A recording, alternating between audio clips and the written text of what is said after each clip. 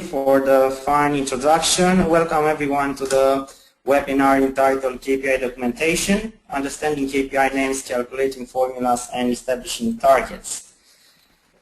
So for the next 45 minutes, I will we'll go together into a journey on getting more insights on how we can work correctly with KPIs, on how we can establish calculating formulas and targets accordingly. Now, because Ali made such a fine introduction about myself, I'm going to skip all these slides together, and we'll just continue directly with the agenda of the day and the main objectives I've proposed to accomplish today. So for the beginning, we'll start with a short introduction to what KPIs are, and we'll continue afterwards with describing the KPI Documentation Form functions and the KPI Documentation Form design. Then we'll have a look into the standards for naming KPIs, as this is one of the major setbacks for many companies. And we'll look also into how we can calculate and standardize the calculation formulas. And we'll finish with approaches to target setting and behaviors attached to target setting. Now, as the main objectives of this session, I've proposed to provide advice on the rigorous approach to establish and use KPIs, to understand the key functions of the KPI documentation template. I will give some insights on how to correctly select targets for KPIs and eventually to address negative behaviors connected to target setting. Let's start the session with a short introduction on KPIs, and we'll discuss the value added by KPIs, the KPI definition as formulated by the KPI Institute, the KPI typology, and the KPI lifecycle. Afterwards, we'll continue with the main discussion based on the KPI documentation process and its implications. In terms of the KPIs, now, one of the most important questions that is posed in all the training courses that I have facilitated is, okay, what is the importance of the KPI? What is the value added by KPIs? And by aggregating the responses received from all these sessions, I've managed to cluster them into three categories. First-hand, KPIs provide us with clarity because we can have a very good insight on the data, on what the data should be measured in terms of evaluating organizational performance. It helps us identifying underperforming business areas, and furthermore, it allows us to know more about where we are and have a clear picture of our situation at a certain point of time. In the same time, it allows us more focus because we can look at underperforming areas. We can see what are the KPIs on red, and in turn it will allow us to take improvement actions. Certainly, it facilitates better communication and alignment and synergy between departments. Also, it facilitates control because we can better manage different areas of the organization. But in the same time, it allows us improvement to happen throughout learning. So learning is an important component of the KPI management, and by measuring KPIs allows us to take this kind of improvement measures and to more efficiently and effectively improve performance of the organization, respectively achievement of objectives and defined strategies. Let's look now at the definition of what a KPI is. Now, this is a definition which we've developed as part of the KPI management framework developed by our institute. So, we define a KPI as a measurable expression for the achievement of a desired level of results in an area relevant to the evaluated entity's activity. Now, it might seem that this definition is a little bit not so specific, as it doesn't relate to a specific area of an organization. Why it's like this? Because the KPIs, as we've identified, can be used in multiple scenarios. We've identified over 18 scenarios in which KPIs can be used in relation with improving performance of an organization. So KPIs, for example, can be used for measuring the strategy, the achievement of the strategy of an organization, or even of a department or a specific support area of business. In the same time, we can measure KPIs in terms of supplier performance, in terms of individual performance, but also for aspects relating to audit or to productivity, quality improvement, well-being, and this even relates up to the personal level. So how we manage our finances, how we are performing in our sport activities, and these kind of related aspects. So KPIs can be used in a variety of scenarios. Now, in terms of using KPIs in practice, at this point it's quite a little of a confusion. Why? Because there's different terminologies that are used nowadays for expressing performance measurement activities. So different entities use different types of terminologies. What you have here in front of you is or are some sneak previews from different websites from around the world on different entities which are using different terminologies in relation with performance measurement. So for example, what you have in the center is a snapshot from the Jeddah municipality website, and here they are using KPIs as a terminology. But for example, on other websites, such as the Audit Commission in the UK, they are using a different terminology. They are using performance indicators. The same happens in different institutions. As you might see on the slide you have in front of you, where, for example, the White House is using performance measures as terminology, New York City Hall indicators, Jeddah, as I already explained, key performance indicators or KPIs, and the government of Western Australia is using same key performance indicators. Now, because there is different terminologies used in practice and employed by different organizations, very important is to try to look at these KPI typologies and understand what are the best options to be used in everyday activities in terms of measuring performance. Now, there are several options, but two are maybe the ones which stand out. As you can see, there's a simpler option where we are using KPIs to evaluate performance, to evaluate whatever is important for us as an organization to measure, and metrics for all other measures that inform decisions but not necessarily have a direct impact on the performance of the organization. Another option, more elaborated option, so to say, a more complex option, is to look on different typologies of naming KPIs or measures as part of the performance measurement framework. So some organizations prefer to use performance indicators as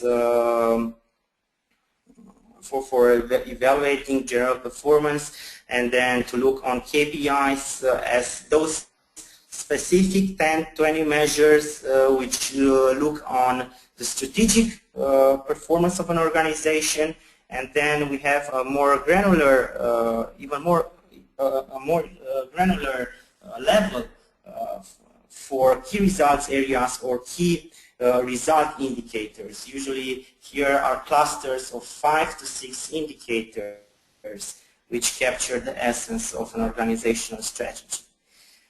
Now, from these two options, what I prefer is a more simpler approach towards working with KPIs, and this is to use KPIs for whatever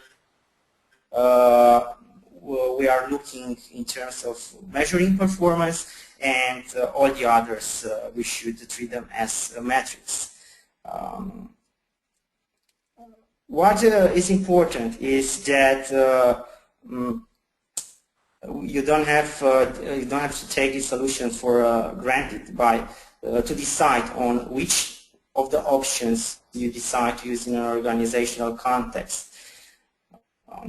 You can look at them like to a restaurant menu, where you can pick according to your organizational context the terminology that you want to use.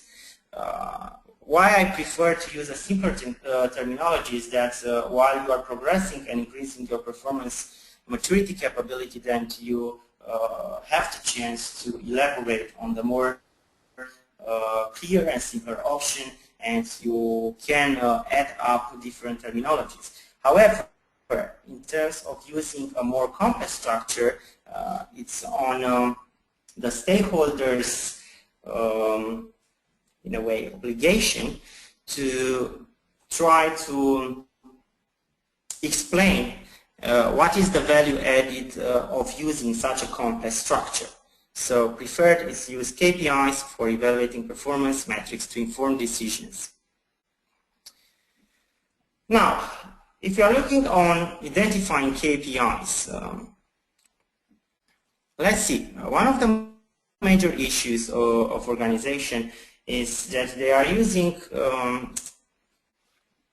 in terms of KPIs different definition, different contexts. So it's important to understand what are the KPIs and what are not KPIs, and actually other tools. So employee satisfaction, for example, is definitely an important key performance indicator, and it's a popular one used by many organizations. Same happens with employee engagement nowadays. So employee satisfaction is definitely a key performance indicator. Turnover, it's another key performance indicator, and here it relates to sales revenue, which how we know that it relates to sales revenue, because as you can see, it has attached a symbol, the money value, the dollar value. If instead of the dollar value we would have had the sign of a number, then we would have looked at this measure as employee turnover, and we'll see what if the employee turnover is a metric of KPI a little bit below. Finalize projects by 31st December. This is not a KPI, though in many contexts I have seen this expressed as a KPI. Basically what it is, it's a milestone, part of a project. Next, clients from referrals. This is a KPI related to the customer perspective of a balanced scorecard. However, in terms of number of employees, here we can have a discussion if it is or if it's not a KPI. Generally, number of employees is not a KPI. It's a metric, it's a statistic. But in certain contexts, we need to be aware that it can be transformed into a key performance indicator. For example, such contexts can be situations in which the company, for example, just pursues policy of growth. They are expanding and they need to employ more people. So in this kind of context, number of employees can become an important KPI. You are at a current level of 1,000 KPI, you want to grow to 2,000 KPI. For a specific period of time, the number of employees might become an important key performance indicator that you want to follow in this context. Samely, it happens when organizations are laying off personnel. It happened with Citibank 1 year ago. They laid off 10,000 people, so in employees. So in this context, number of employees became an important KPI for them. Let's go further on. Projects on time, on budget, and on budget. This, again, it's a KPI related to internal processes, and it's a KPI measured by many organizations. Now you can have different variations of this KPI. You can look only on percentage projects on time, or percentage projects on budget, or percentage projects according with specifications. All these are important KPIs as long as they are evaluating the performance in a certain area of your organization. Let's look at quality. Now, quality definitely is not a KPI. As we can see, it doesn't have any symbol in front, and we'll discuss about the importance of establishing symbols a little bit later on. What it is, it's a value driver. Yes, it's says something about the values that you are relating to in relation with certain aspects of your business. Number of defects. This is an important KPI, especially for the manufacturing industry, where we are looking at Lean Six Sigma projects. So number of defects, it's a KPI commonly used by such organizations. However, if we are now looking on the budget, as it is expressed now, budget is not a KPI. The fact that an organization, let's say for example, allocates a certain budget to the marketing department, to the HR department, this doesn't say anything about the performance of that department. How we could transform this into a KPI is by looking at budget variance. Now, budget variance says something about how that department might manage the budget that was allocated to it. So in this context, budget variance becomes an important KPI for measuring the financial performance of a certain department, or even it can be elevated to the organizational level for measuring performance at the organizational level. Last one, increased market share to 28%. It's not a KPI. What it is, it's an objective. How we like to express objectives is by inserting in front of the expression an action verb. Increase, deploy, decrease, manage, improve, and so on. Many times I've came across examples of KPIs which start with this kind of action verbs. Increase, decrease the number of complaints, increase the number of I don't know, of new clients, increase the satisfaction of employees, or the customer satisfaction. Why it's not okay to use increase or decrease in the naming of the KPI is because this should relate to an analysis that you perform in terms of how you are standing for a particular KPI. You will look at the targets, you look at the current state, you look at the desired state, what is the target that you want to achieve, and then you can make to your superiors or to the shareholders a comment. You can analyze the KPI and explain that this KPI is increasing or this KPI according with the values analyzed and collected is decreasing. Now, the last thing I want to discuss in terms of working with KPIs and having a general overview of the importance of the KPIs and working correctly with KPIs is looking on the KPI lifecycle. What we have here are the main 3 stages of a KPI implementation project, of a KPI rollout project. And what you have on the columns are the main phases of such a KPI implementation project. Now, in this webinar is part of a larger series of webinars that the KPI Institute is organizing in partnership with MAL this year. In the first webinar, we've discussed about the importance of working with KPI and about need identification, value added. We've tried to understand more about the KPIs. While in the second webinar, we've looked at the KPI selection process, which is one of the major challenges for companies in terms of working with KPIs.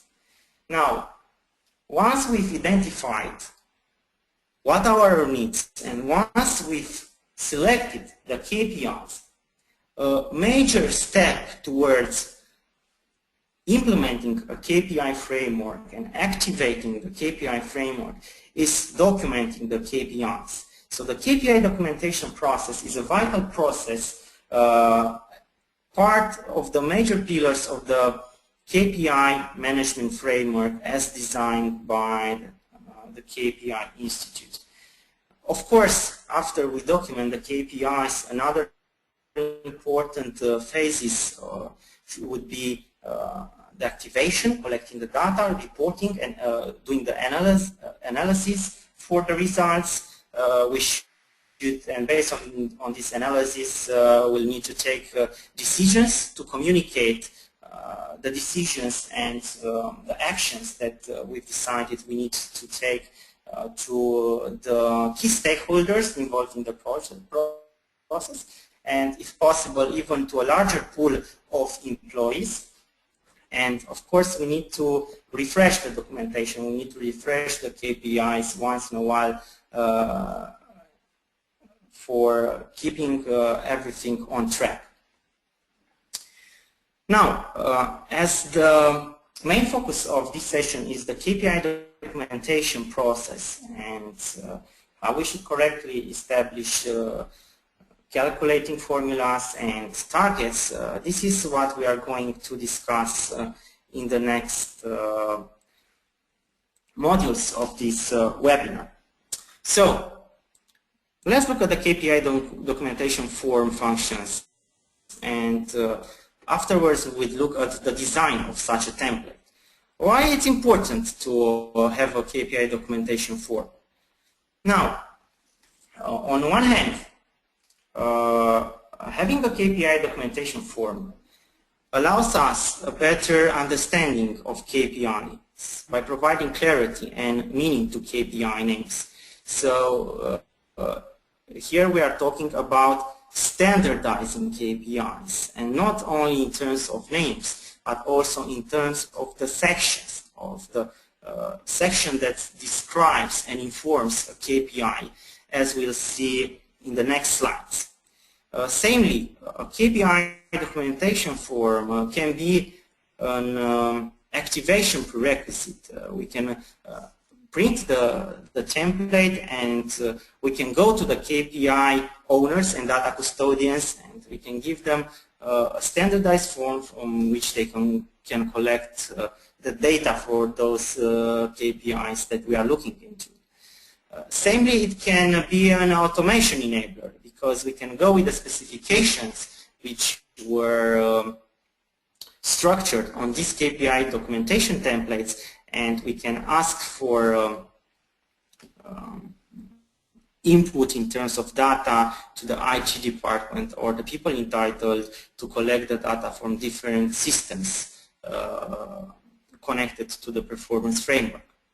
It can also act as a knowledge enabler for knowledge management.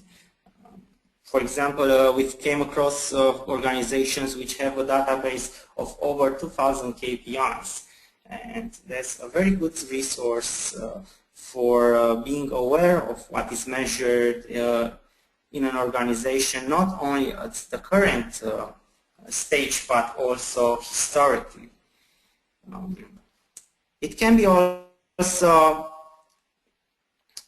it can have as an important function the one to educate stakeholders, not only KPI owners and data custodians, which can better understand the importance of a certain KPI, and by doing this they can better collect the data, and they can better streamline the processes for the collection and improving the KPI target meeting in terms of the KPI owners.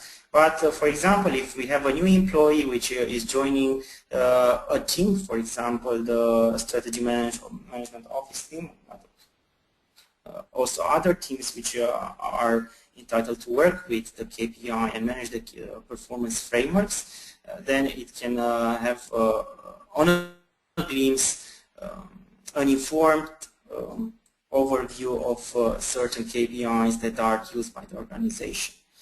Samely can be used as a buy-in for all stakeholders in terms of having a better understanding of what should be measured, what is the calculation formula, what is the purpose for measuring these KPIs. So, in terms of this, what you have in front of you is a KPI documentation template as designed on our platform, smartkpis.com, which consolidates over 20,000 KPI examples from different functional areas and industries, but also different contexts, organizational context, macroeconomic context, or individual context. We'll go through all these sections, but as you can see, it's quite an elaborated form with more than 40 fields, from the name of the KPI to the KPI definition, calculating formulas, trend, purpose, balanced scorecard perspective. It is the case. We can look at the limitation in terms of data collection, benchmarking fit, threshold examples, so target setting, which is a very important part of working with KPIs, and analysis and comments part, which is a very important part of the KPI documentation form. As conclusion to what I said until now, what it allows the KPI documentation form, it allows answering to questions such as what, why, and how in terms of working with KPIs. Now, there are quite a lot of fields that can be documented and included in a design of a KPI documentation form. What, in our example, developed in the last years, we've inserted more than 40 fields. Now, you need to take this as a menu, a restaurant menu, where you can pick up what are the main fields that you are interested in and you want to customize for your organization specific context. The main fields in a KPI documentation form usually is the name of the KPI, which needs to be correctly inputted, and we'll talk more about standardizing the names of the KPIs. But important fields of KPI documentation form are the definition, the calculation formula and the sub-measures of the calculation formula, the purpose of the KPI, the targets, the profile in terms of owner, data custodians, sources, and the comment section, where we are inputting all the comments relating to a KPI as they came out as a result of the review meetings that are taking place with a frequency decided by the organization. We can talk about the frequency of 1 month or a quarterly frequency, but usually it is indicated to have a measurement frequency of or a monthly measurement frequency or quarterly frequency. Now, going back, what I will go through next is a few examples of such KPI documentation forms that partially informed our own design. So, for example, we have here a documentation form from a healthcare institution, and you can see that we have the name of the KPI, we have a coding of the KPI, and the objective that is measuring, the calculation formula, targets, even a graph is inserted into the KPI documentation form, the main benefits of measuring performance for this KPI, underlying leading practices, and lessons learned, and so on. Another documentation form is from the Federal Aviation Administration in the US, and samely this KPI is documented on 2 pages, same documentation, fields, definition, benefits, source of data, trend analysis. We have even a historical overview of performance related to this KPI. And this is a more simplistic form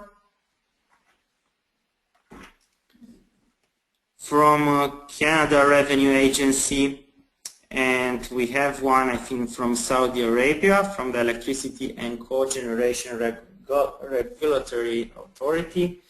Now, here we have some good and bad practices. On one hand, each KPI is receiving a code, so we can see here G1, G2, up to G7, and they have even more KPIs with this coding. On the other hand, the definitions are not quite clear. So some of them resemble with some calculation formulas, some of them are resemble with the name of a KPI, actually not with a description of that KPI, such we have here. But another issue that I can spot it here is that there is no standardization across all these measures and definitions. So there is not any standard in terms of how we are defining these KPIs, how we are calculating these KPIs, how we are expressing targets for these KPIs. Now, in terms of the KPI documentation process, and in terms of trying to resume this, what is important is to make your research, to look at the internal literature, to look at these external resources in terms of reviewing them. It's important to make consultations with the key stakeholders, data custodians, KPI owners, and once you've documented a KPI, the next step will be to present the KPI to the owner, to the person who is responsible for reaching the targets for that specific KPI, and get approval. Similarly, it's important to have a sign-off for the KPIs from other important key stakeholders involved in the performance measurement process, such as the KPI architect, the person who overviews the entire performance management system. Here it can be the strategy manager or performance manager or another senior manager who is responsible for the KPI architecture. Once you have approval from the management team and you sign off the KPI documentation process, the next step is to consolidate all these KPIs in a KPI library. Now, having a KPI library have multiple benefits, among which it allows to have a standardized framework that eliminates risk of human error, and on the other hand, it sustains and promotes the performance culture within the company. Research data from Aberdeen Group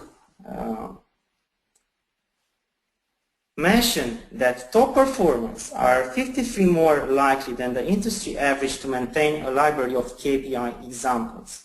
So maintaining such a library of KPI example, a consistent KPI library, it's of strategic. It might be of strategic importance for the organization in terms of communication, in terms of clarity, in terms of focus. Let's look now briefly at some standards that the KPI Institute is promoting in terms of naming KPIs. And in terms of this, it is very important to start each KPI with a symbol. As you can see here, we have dollar value, yes, for everything which relates to financial KPIs. Sales revenue, we can have profit, we can have expenditures, and so on. Everything which relates to a number, a ratio, we should translate using this type of symbol, the DS symbol. So how we translate this symbol is number of, and the KPI will be number of defects. For percentages, we'll use the symbol which resembles the percentage, and the way we are going to express this KPI is percentage of processes optimized. Now, why it's important to use these symbols? It's important because it allows you to have a shorter name of the KPI, a more clear name of the KPI. It's no use to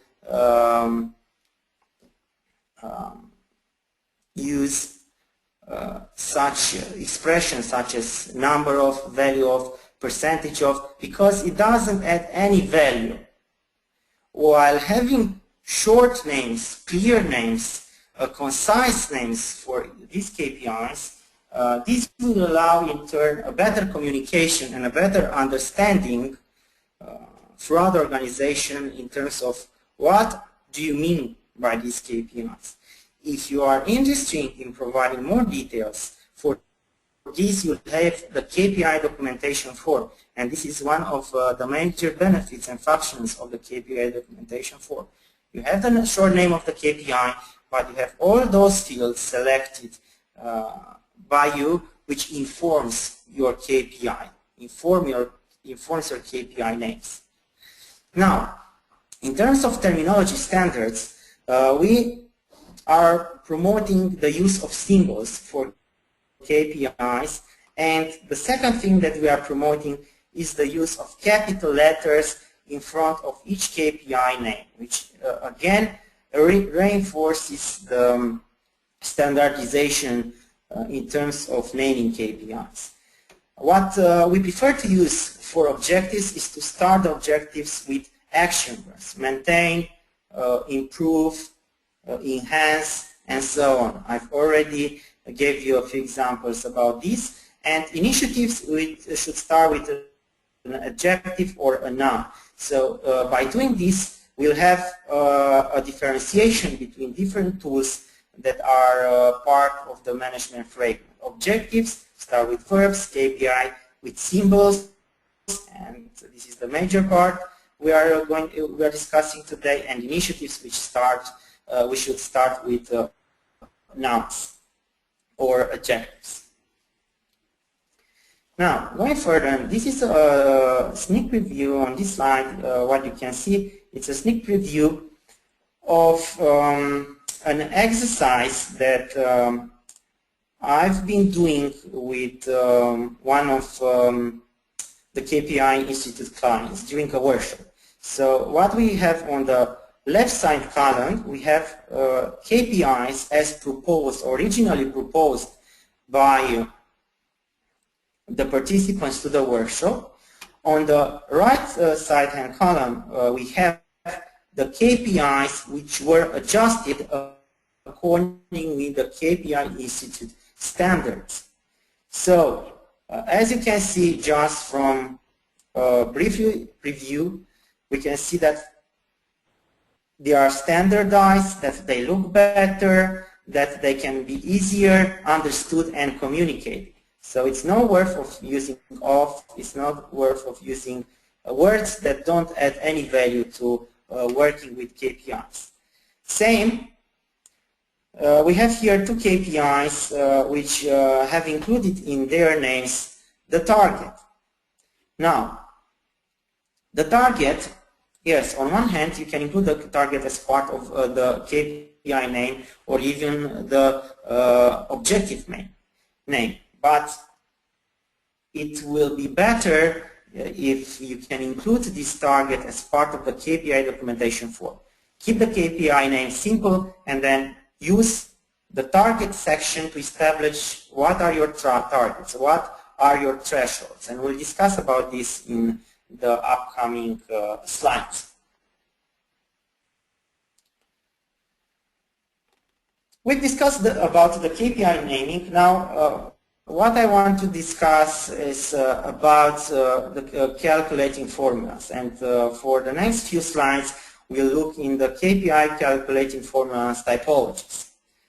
Now, there are different types of formulas that we are using for measuring and calculating our KPIs.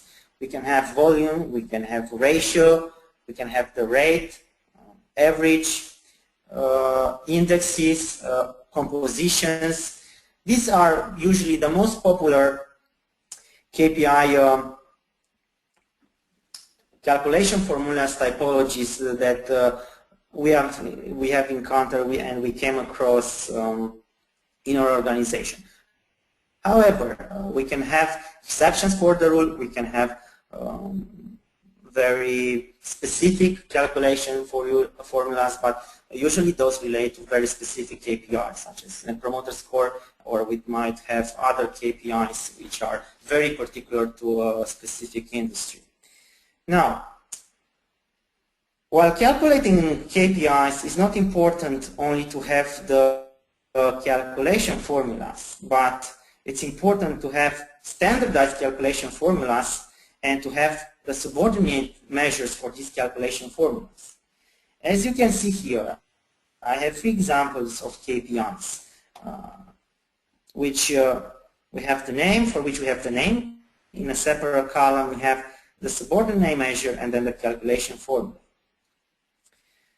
How we are using and how we standardize these calculation formulas is by using the letters A, B, C, D. Usually A and B are the most common used as part of the calculation formulas. What's important is to inform what A stands for, what B stands for, so we have a clear overview of what we are measuring. In terms of the Berry ratio, A is the gross profit, B is the operating expense, the calculation formula is A over B. Same with the other measures. Now, what we have here is some sneak previews, some zoom-ins in the sections from the KPI documentation template which relate particularly with the calculation formulas. So here you can see not only the subordinate measures but also and calculation formulas, but you can see also the formula type and you can view the trend. In terms of the trend, we'll discuss more about this on the last section of this webinar, where we'll present different aspects relating to target setting, and we'll see that the trends can increase. We can have KPIs with trends good when increasing, when decreasing, or when within a range. So if we look on these KPIs, we can see that there is a standardization in terms of how our KPIs calculated, how KPI calculation formulas are designed and structured.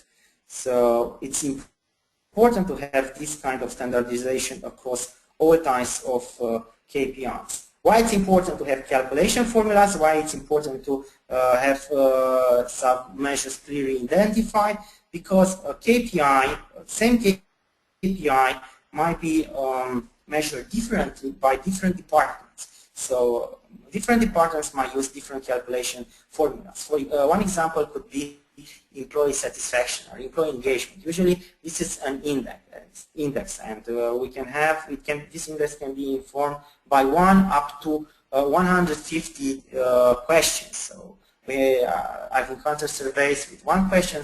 The same way I reviewed surveys with 150 questions. So it's important to have a standardization across how a KPI is calculated, and having this kind of sections inserted in the KPI documentation form, having the KPI documentation form consolidated in a KPI library allows us to have a unique way on how we are calculating, on how we are measuring performance for a certain KPI across the entire organization. Now, we might have same KPI might be used by different departments, and we might have different commentaries or different personalizations that might be applied to KPIs. But these are particularities that can be documented specific to each department. The last thing that I want to discuss today is about approaches to target setting. And the main aspects that I'll present will be the KPI target setting reference sources.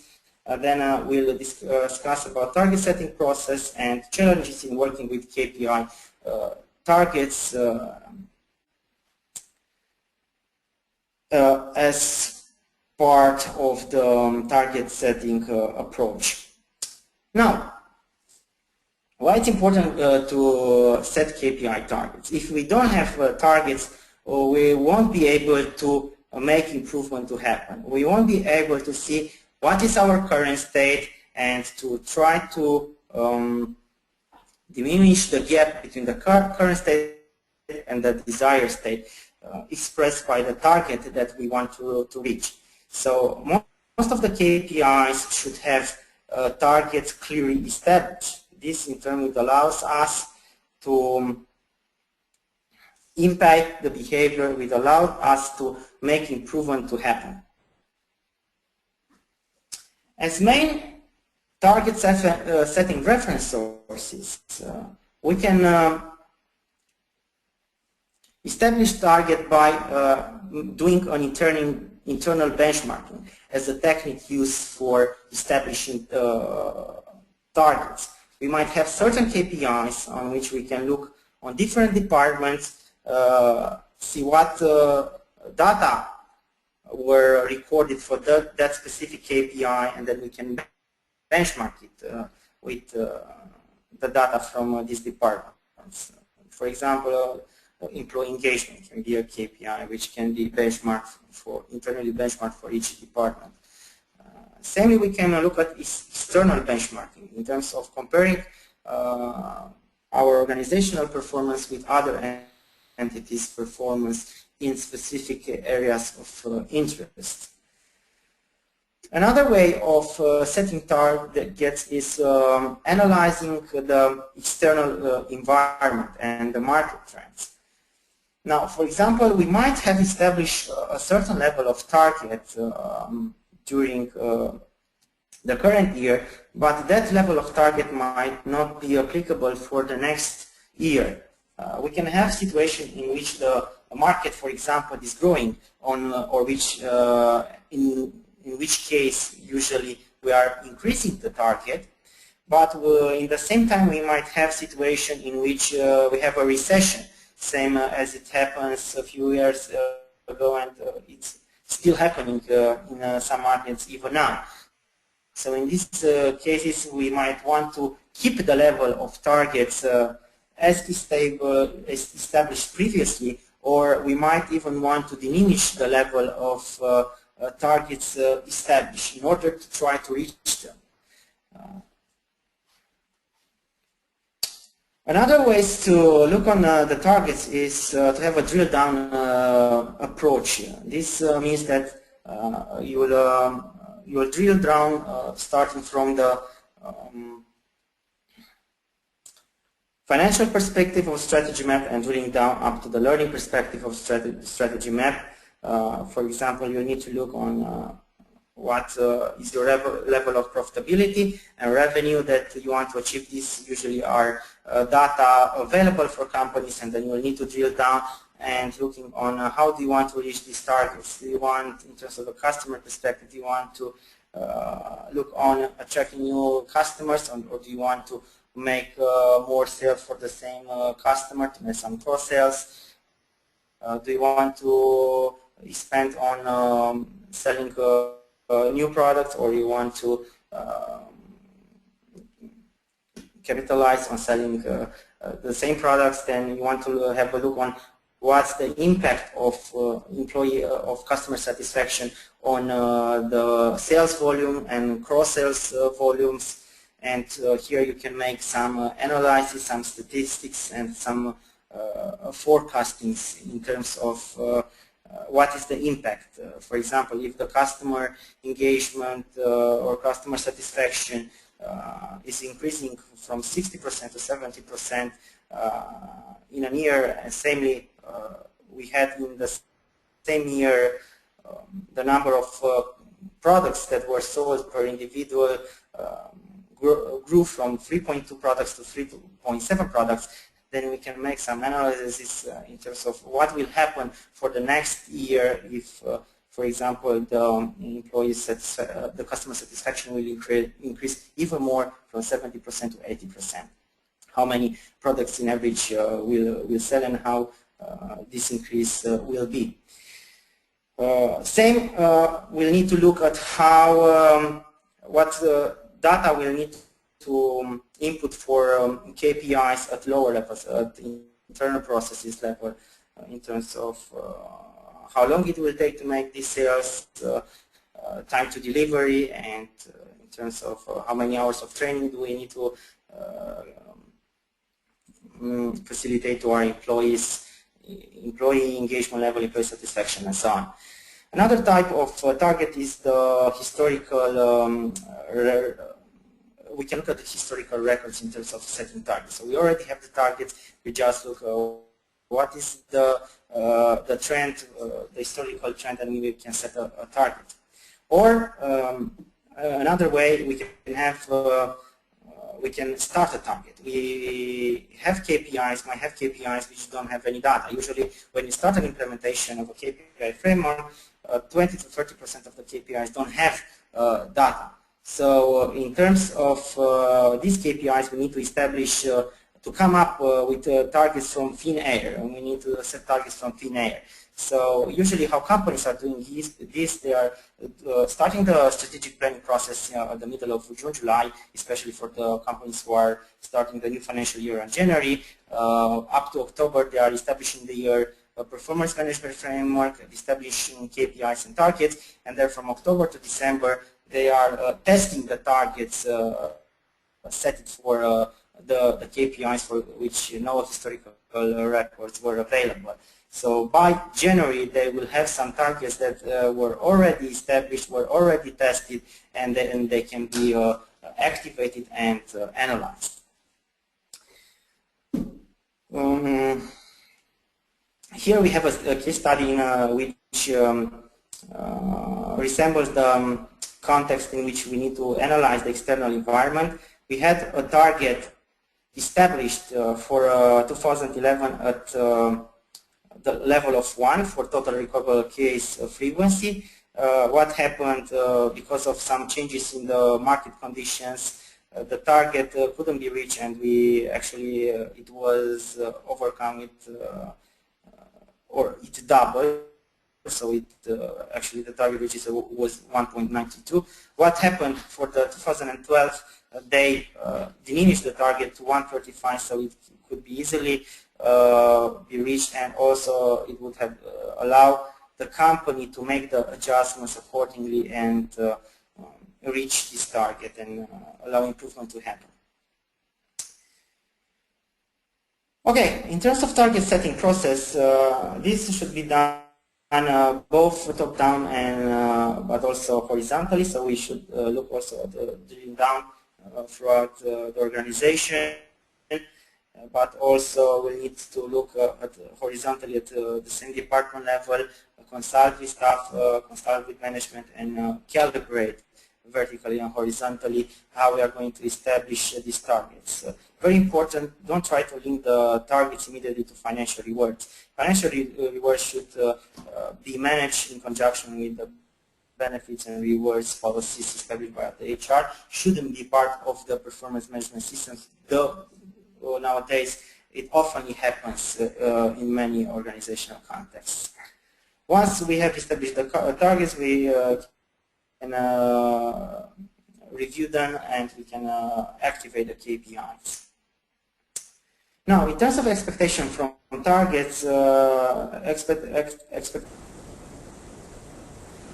we have. If we have KPIs for which we have historical records, which we are measuring for a long time, these are more reliable KPIs in terms of how we are analyzing the targets. On the other hand, for KPIs for which we don't have data, or KPIs for which targets which were established to a higher level due to the certain changes that are taking place in the organizational context, these are not targets such reliable as the ones for which we have a history, and we need to be attentive on the quality of data and how we are going to adjust such targets. In terms of targets, we have 3 types of targets that we can or several types of targets that can be employed. The most popular one is the one where we have a buffer level between what is on red and what is on green. So this will allow improvement to happen.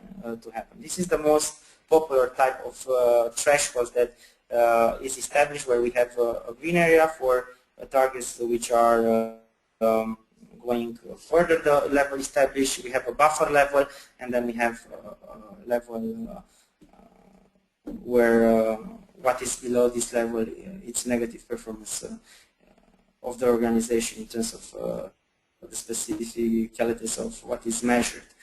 Now, in terms of the trend, we have KPIs where trend is good when increasing, decreasing, and within range. KPIs with trend good when increasing is this one, employee satisfaction.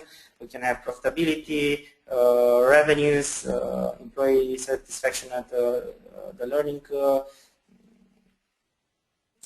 employee learning level of the balance scorecard.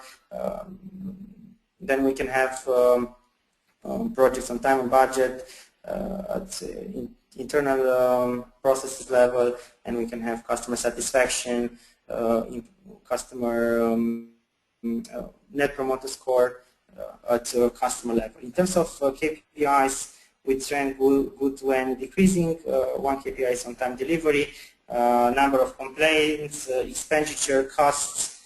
These are some KPIs in different balance scorecard perspective with trend good when decreasing. And there are certain KPIs with trends good when within range, and here we can discuss about budget variance, but also employee turnover. We don't want to have as a trend for employee turnover when increasing or decreasing, because we do want to keep a balance. We do want to have a certain number of employees with fresh knowledge that are entering the organization. In the same time, we need to make to complete the life cycle, and we need to to refresh or fresh up the personnel that we are using. Good. Now, last thing that I want to discuss, and with this I'm going to finish. It's now about 1 hour from the start of the webinar. Targets and setting targets, it's some behavior linked with how people are interpreting this, and we have certain types of behaviors that are linked with target setting. And here we are talking about gaming, about sandbagging, about unethical or tunnel behavior. What these are all about, sandbagging is when you are establishing lower targets than the realistic level, estimated as possible, and this is usually happening for sales personnel. Tunnel behavior is when you are looking after the achievement of own targets without consideration of the implication for the other areas in the organization. That's why it's important to have an integrated performance management system, so you can see what are the interdependencies between establishing different KPIs and targets for these KPIs. Unethical behavior is about disregarding environmental and safety consideration in the process of meeting targets, and gaming is related to influencing results from unapproved means to ensure target achievement. As some case studies of this, I have several which inform this type of behaviors related to target setting. Many of them are from the hospital or from the healthcare industry. We have here titles, targets can kill. For example, some hospitals try to bypass or didn't try to bypass the procedures for the ambulance procedures established for the emergency department, so they still received patients though they were at full capacity. So it happened that those patients, some of those patients died. Why this happened? Because the government established some specific level of targets for ambulance bypass. In this particular case, the bypass should be less than 3% on each year level. What was linked to this bypass was compensation and rewards scheme. So while they looked for reaching the targets established by the government, on the other hand, they didn't took in consideration the implication for patients. And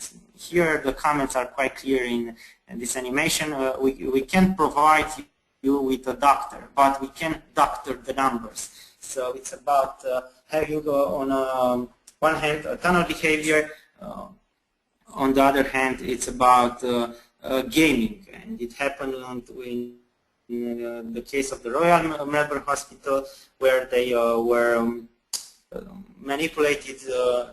They were manipulating the surgery waiting list and so on.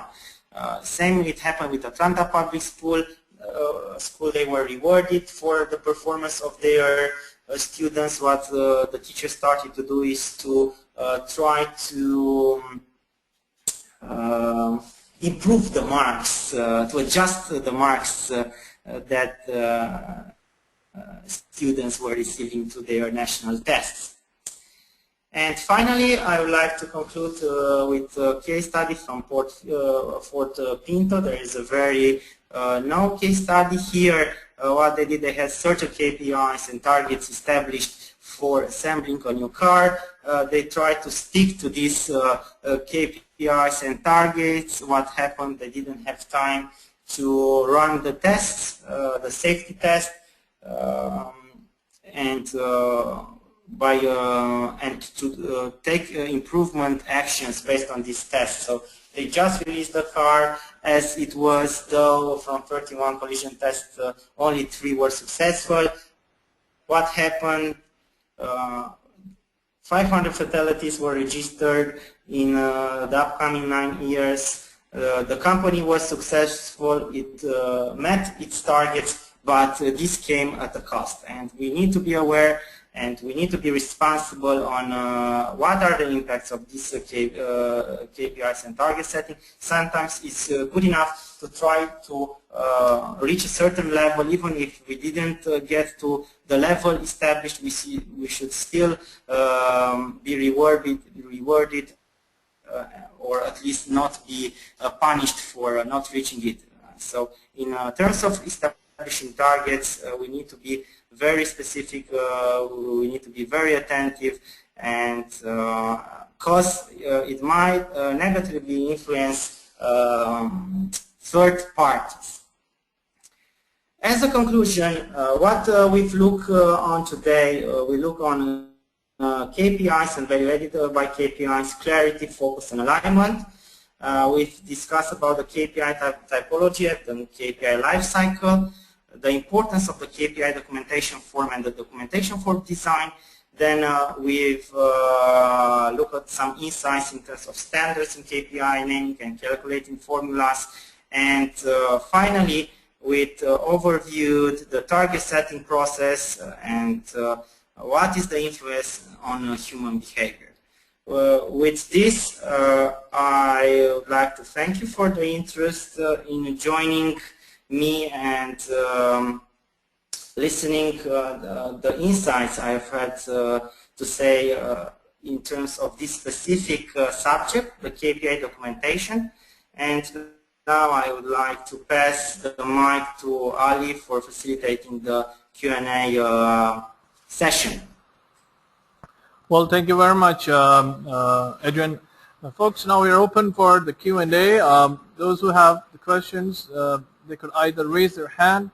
Once they raise their hand, I can unmute their microphone. They can speak directly to Adrian, or they could put their questions in the question box, and I'll be happy to read them over on your behalf. I see already a couple of hands raised and the questions are posted, so let me move directly. First one, Angela Gorau. Angela, can you hear us? Hello, Angela? Hello. Hello. Yes, Angela. Can you hear me? Yeah, we can hear you. You raise your hand. Could you please introduce yourself and from where you're calling and ask the question? I'm coming from Romania. I am a consultant in management systems. And this domain, this specific area in KPIs are very familiar to me, because we are many time have the many time we have the opportunity to discuss with our clients about KPIs. So, Angel, what is your question? Sorry? I'm sorry. Can you just ask the question? I'm sorry. I'm just pushing you because we have a number of other questions. Okay. Sorry about that. Okay. I want to ask what is the difference in the about Mr. Buldan between objects and KPIs, very specific. Okay, thank you, Angela, for the question. Now, that's an aspect that I'm often come across during the workshops that I'm conducting. One of the major challenges for professionals is to make a clear distinction between objectives and KPIs. Now, objectives usually translate the strategies of an organization or a specific department, while KPIs are the specific tools which are used to measure in how degree did we achieve a certain objective that was established. So KPIs need to be seen as tools which allows us in terms to try to oversee the achievement level of certain objectives for which these KPIs are monitored for.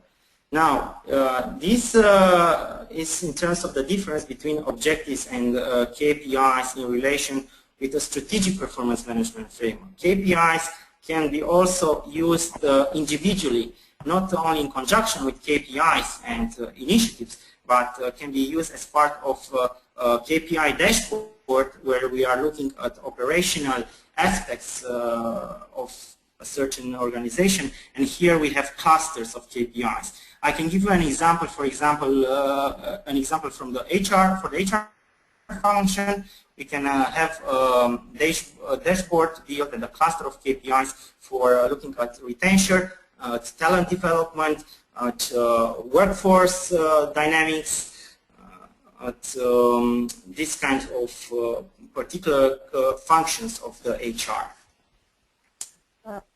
Thank you very much. And one more question, if you can, about employee satisfaction. That yes. This can be an objective as much as an KPIs. Now, in terms of employee satisfaction, the way I will formulate the objective will be in terms of improving employee satisfaction or improving employee engagement. How I'm going to measure or enhancing. So I will add an action verb as part of expressing the objective. How I'm going to measure this objective, I'm going to measure through the KPI. Percentage employee satisfaction or percentage employee engagement. This is usually an index, and as I already have emphasized, it can be a consolidation of several questions as part of a survey that is launched. Thank you very much. Thank you. Thank you very much, Angela, for your question. And once again, my apologies for pushing you to quickly ask the question. But let me move to another caller. We have Mr. Dr. Najib Azhar. Dr. Azhar, can you hear us? Could you please introduce yourself and ask the question, sir? Yes, I can hear you well, and I guess you can hear me too now. Yes, sir, we can. I have a question. I actually have several questions, but I kind of link them all together. And you know, being of engineering background, and by the way, sorry to introduce myself, I am a healthcare technology management consultant, to say the least. My question is that you mentioned dollar numbers and percentages. And in particular, you gave examples about what can be considered performance indicators. As a mathematician, and I would like you to comment about that, I feel more comfortable with indices or indexes as performance indicators.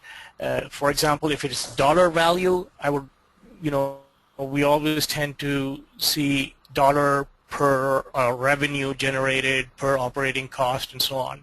Or even if it's number, like number of employees is not a KPI, so it's, let us say, number of employees that are satisfied, so as a percentage or as a ratio. Do you agree with that? Now, there is and there will be a debate in terms of what is the best way of expressing KPIs and what symbols should we use. And we had more types of symbols and more types of or more typologies of KPIs in terms of naming and symbols that we've used, but in the end, the most popular ones are these. And the idea is to try to simplify the framework with which you are working and not try to complicate it. So that's why the most common ones used are the symbols for money value. The one for number, the DS one, is used both for a specific KPI for a number of employees, but it can be used also part of a ratio. For example, ratio of teachers to students or doctors to nurses. In the end, the result, the data is the number. So this is how we capture it. And percentage for what is the for rates usually is used. These are the most popular ones. Now that doesn't mean that organization cannot use other types of symbols or other ways of calculating KPIs. In terms of indexes, this is something that I don't really reinforce, because indexes is a composition or are compositions or more metrics or more values, and it might be very hard to benchmark. It might be very hard to standardize these kind of indexes and to try to improve the results in those indexes, because those indexes are informed by more factors, which in turn relate to more initiatives and more interdependencies that needs to be addressed. So by keeping KPIs simpler, it will be more easier to address improvement in terms of diminishing the gap between the current state and the desired state for specific KPIs. I do agree with you. So like I said, I tend to be more comfortable with the indices, but I do agree that there are other KPIs that may not be indices or percentages. Just as an example, like medical device failures, instead of looking at the number of failures, we usually look at the mean time between failures, or the mean time to repair, or the mean time to failure, and so on. Just a quick follow-up question.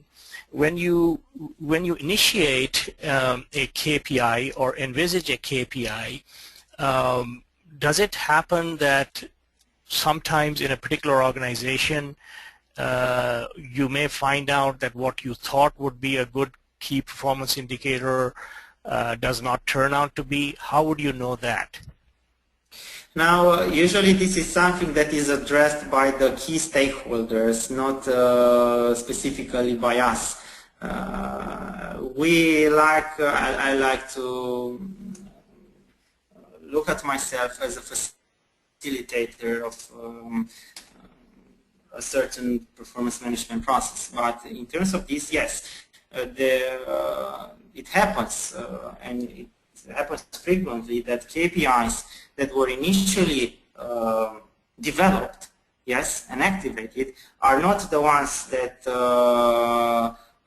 in a way capture the essence of what a specific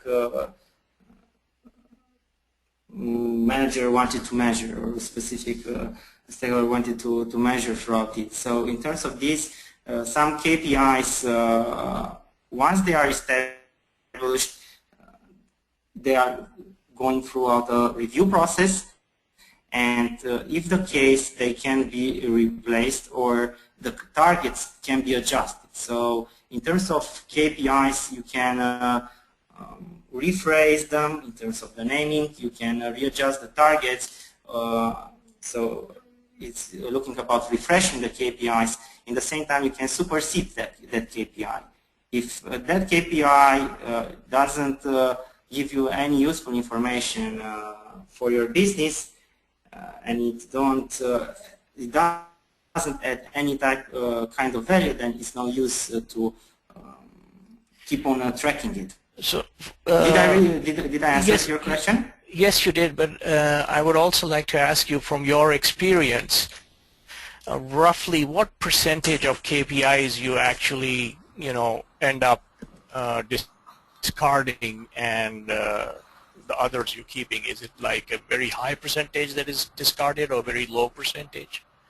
Now, ideally, we shouldn't discard a large percentage of KPIs. And this discarding of KPIs shouldn't be done with a very high frequency. Usually, KPIs are replaced, are overviewed, and more drastic actions are taken once a year. Now, during the year, ideally, you should have employed several stages, several points in time where you are reviewing your KPI framework. You'll have some performance review meetings in place. So during these meetings, you review the KPIs, and if it is needed, you can take the action to replace a KPI or to review the target. Usually this shouldn't be done with such a high frequency, and ideally you should have from the beginning a framework which resembles what your organization wants to achieve. So usually the number of KPIs that are superseded or discarded is not big. It shouldn't be big or large, but this also has to do or reflects the quality of the KPI implementation project that was put in place. Because if the needs are not clearly identified from the beginning, you might end up with a large number of KPIs which are not correctly established. Okay, thank you. I cannot give you a number, but usually it shouldn't be. If the process is correctly done, it shouldn't be large. Okay, thank you. Well, thank you very much. Thank you very much, Dr. Azar, for your question. Let me move to the next caller. We have Brother Hamad Al-Tamimi. Brother Hamad, can you hear us? I think we have an echo. Let me just unmute him. I think you have also posted the question. The question posted by Brother Hamad is, can we use KPI as a tool of balance scorecard? Yes, definitely. KPIs are part of the balance scorecard. Now, the balance scorecard system developed starting from 1991 when was released throughout an article published in Harvard Business Review. At that point, it was just a scorecard with 4 perspectives. Now, the balance scorecard developed in a system where we have a combination of the desired state of evolution, the strategy of the organization, the strategy map, which translates the strategy of the organization throughout objectives, the scorecard, the performance scorecard, which consolidates all the KPIs for which the achievement of the strategic objectives are measured, and we'll have also part of the balance scorecard the portfolio of initiatives resembling all the initiatives that we are putting in place in order to reach our objectives. So definitely KPIs are important tools, part of the balance scorecard assemble or system.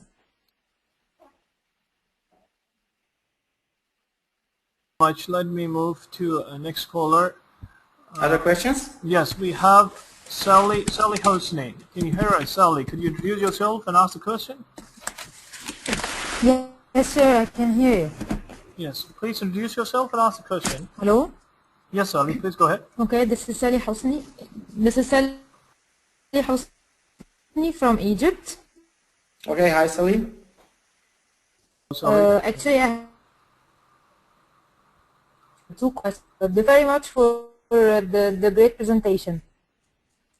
Okay, thank you, Sally. So, are you hearing me? Yes, quite clear. So okay, my first question.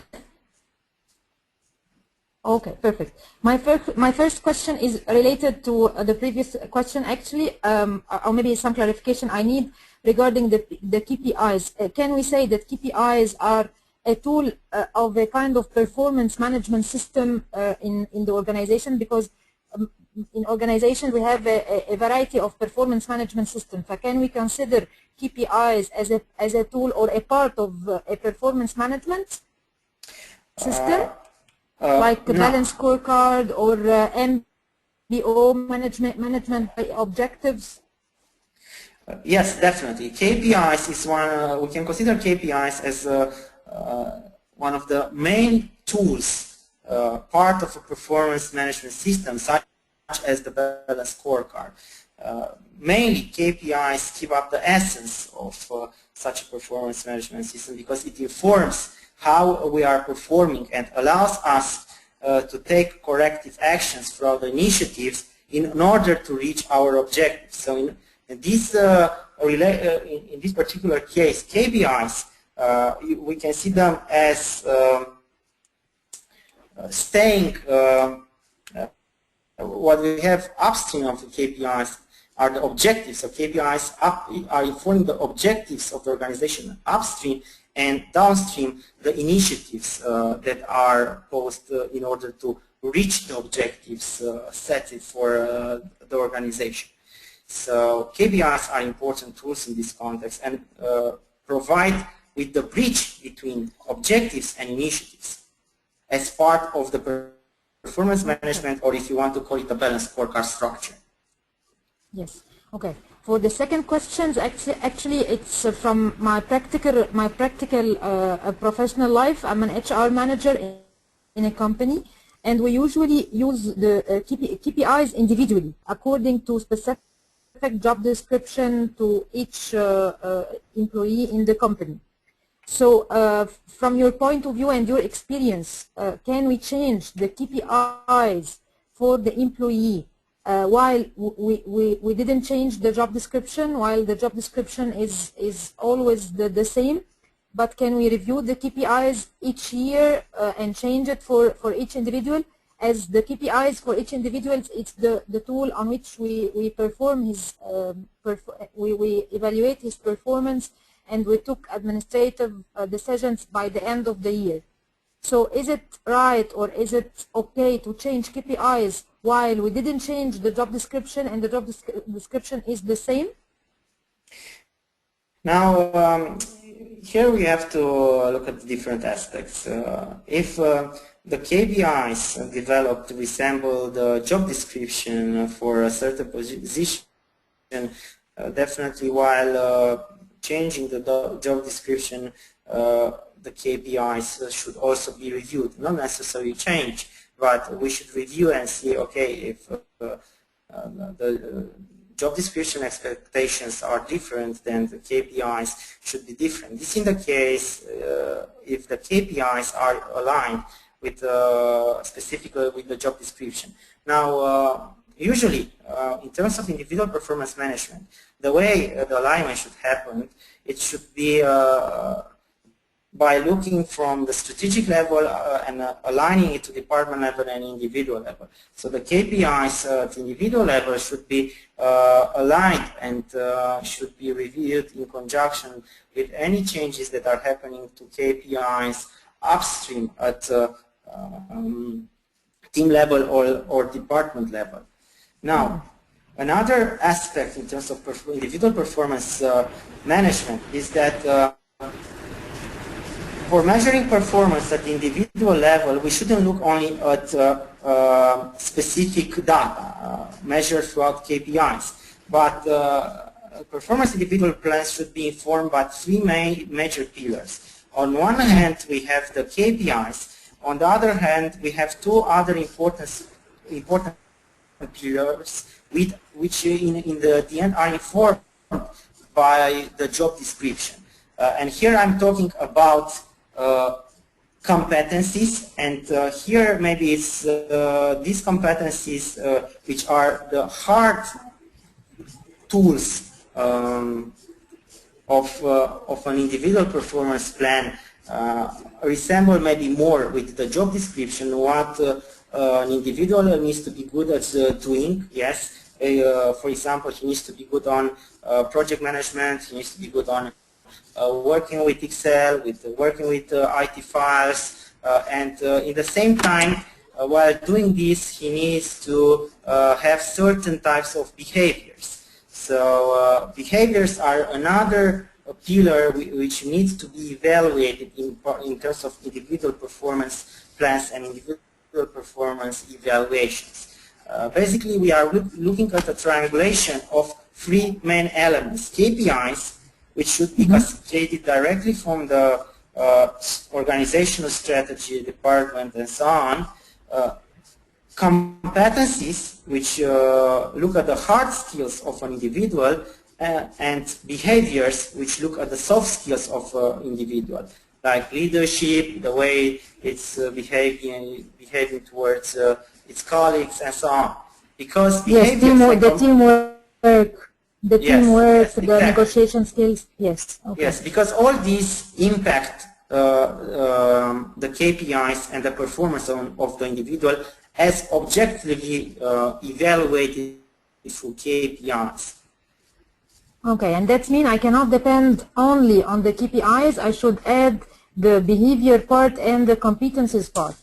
Yes. Why this? Because some individual might perform brilliantly, so he or she might reach all his targets. He or she might have brilliant results, but while doing this, they might have negative behavior towards their peers. So we don't want to do this, we don't want this to happen, because this negative behavior might impact the performance of colleagues or other employees. Yes. So that's why it's important to look at this triangulation. I'm sorry, for example, if I have an employee who is attending every day late at work but achieving results, such behavior is not accepted, regardless the good results.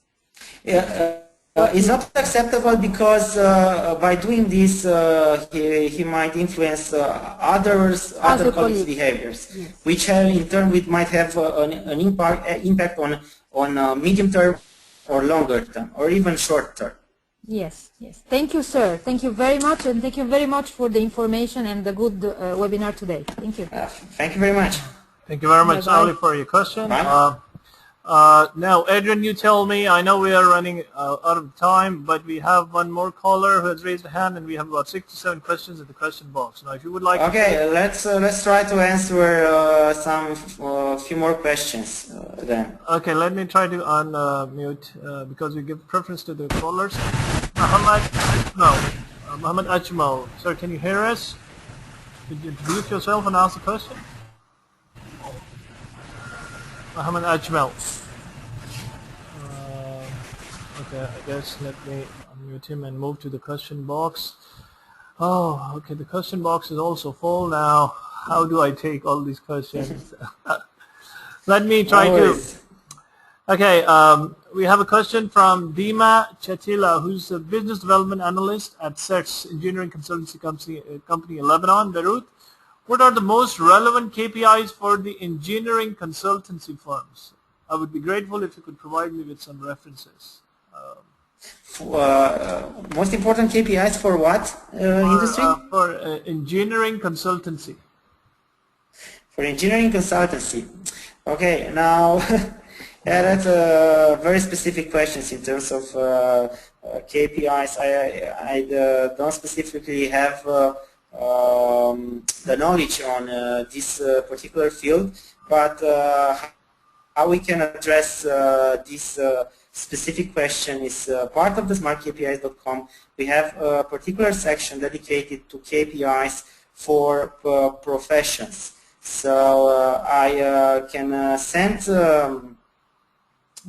Ms. Ima the link to that particular section where she can review some particular KPIs used or that might be used or useful for her specific industry. Okay, let me move to another question from Brother Muhammad Faisal Al-Ghani. The question is, I'm curious on how to set the objectives of KPIs. As stated on the screen that we have to start with the verbs such as maintain, improve, etc. However, you mentioned earlier that objectives have to be achievable. Any comments on it? So the question, I want to review it once again, was how we would establish objectives, specific objectives. How? Yes. Now, especially in context of the verb such as maintain, improve, etc. Yes. Now, yes, there's different options on how you can phrase objectives. On one hand, you can use very specific objectives and short objectives, as we like to keep them: maintain or improve customer satisfaction, enhance delivery time, optimize processes. So very short objectives. We start with an action verb. On the other hand, we can use more elaborated objectives, which resemble the SMART objectives, where we have not only action, but we have also other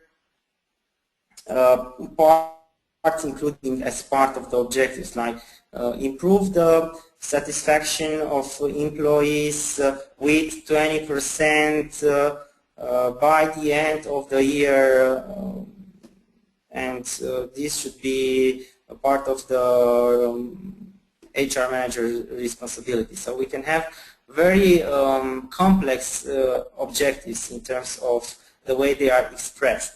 Now, these two options: either you are using a specific objective, a short objective, either you can use longer or more complex objectives. The way I can see the longer or complex objectives be decomposed is in a shorter objectives followed by the specific target, the owner of that specific objective, and the time frame for which the data is captured for that specific objective. Now, if we have a concise objective, all the other bits which inform a more complex one, the SMART objectives, will go under the KPI documentation field, because we've discussed that in the KPI documentation field we will have sections dedicated to the definition, to the purpose, to the calculation formula, to the specific targets, to the owners and KPI data custodians, and to the frequency of KPI measurement. So hopefully that I answered the question, or I've clarified a little bit more of the way we can use objectives and terminology. Okay, let me move to another question, quick one from Brother Mahmoud Al-Sharaf.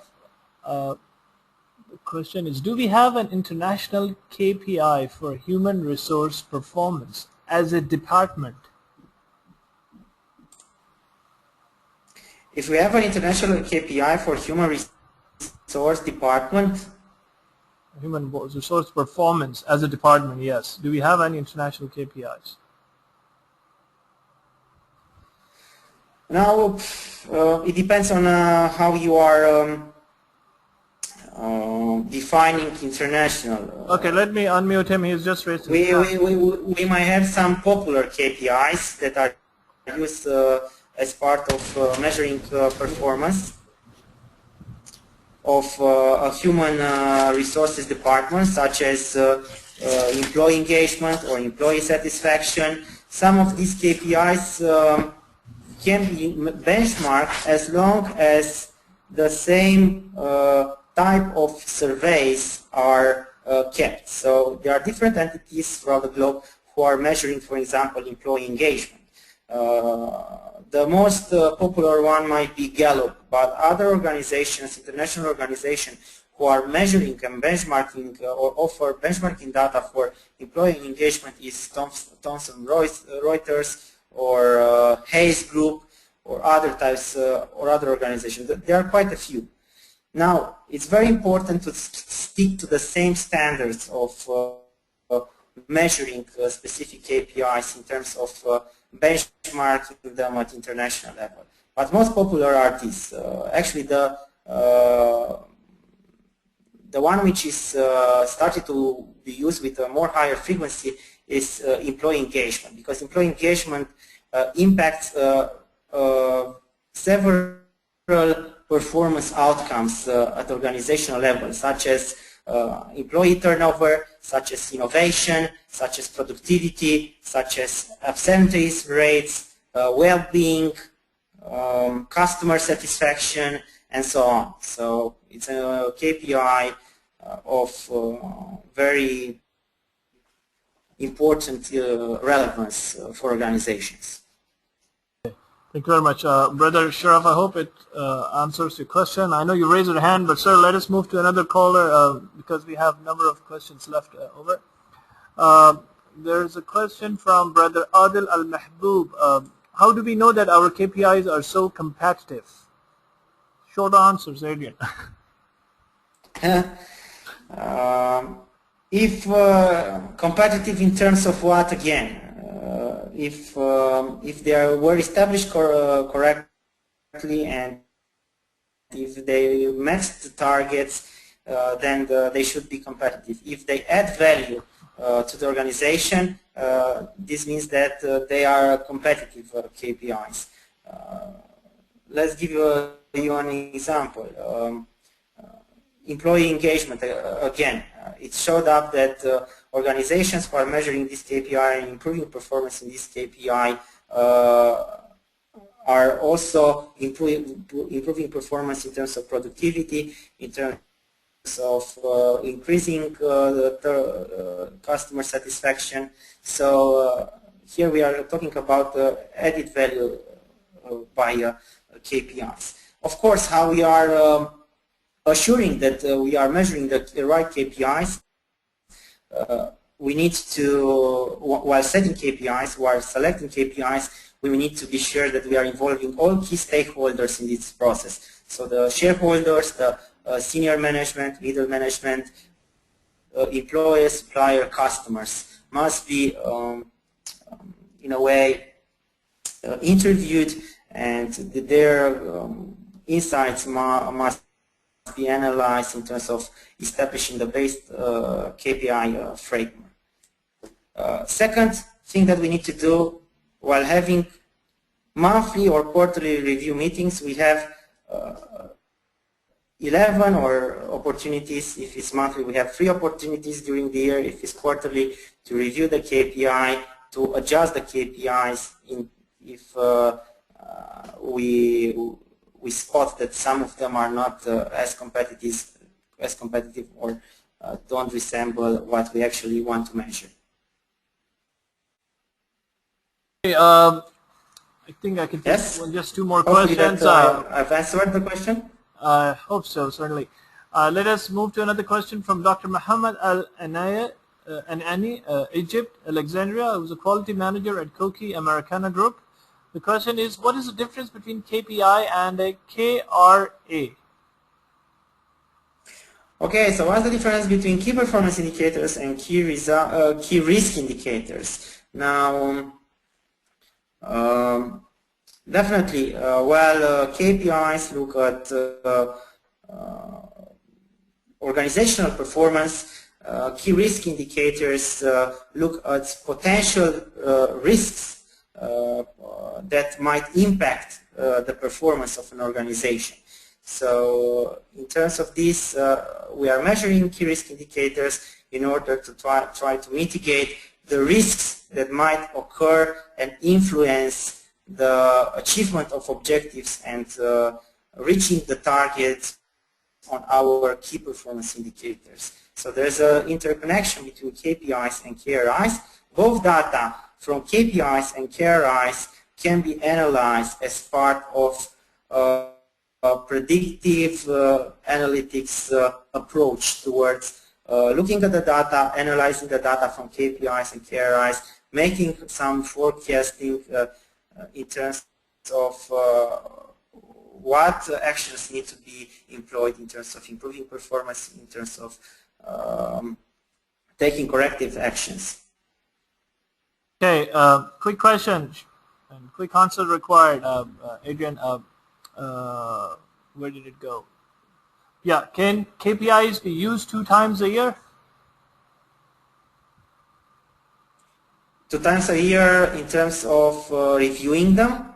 Yes. Yes, they can be reviewed biannually. They can, however, it is recommended to be reviewed quarterly or even more monthly. Okay. Okay. Another question from Brother Riyad Habadi. That last question was from Brother Ghazi Al-Harabi. This question is from Brother Riyad. Okay, thank you for the question. Habadi. Is there any expiration which is called KPMs? These can measure the implementation of KPIs? Now, I didn't come across such terminology. In terms of terminologies, there are a lot of terminology. That's one of the setbacks and one of the major issues in practice nowadays. People are using different terminologies. KPIs, KRIs, key result areas, key result indicators, key risk indicators, key performance indicators, measures, metrics. So it's a lot of terminologies that are used. It's important to stick and to define a specific terminology and stick to that terminology while measuring performance of your organization. So it's like an open restaurant menu, as I said before. It's up to each and every professional to pick up what terminology wants to use, but at the same time he needs or she needs to reinforce what is the added value by using a certain type of terminology. As I said, I prefer to use a simpler approach, KPIs for whatever it is measured in terms of performance monitoring and improvement. For everything else we should use metrics. That's it.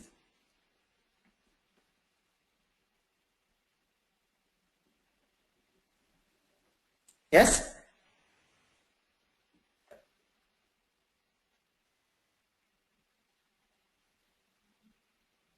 Any other questions?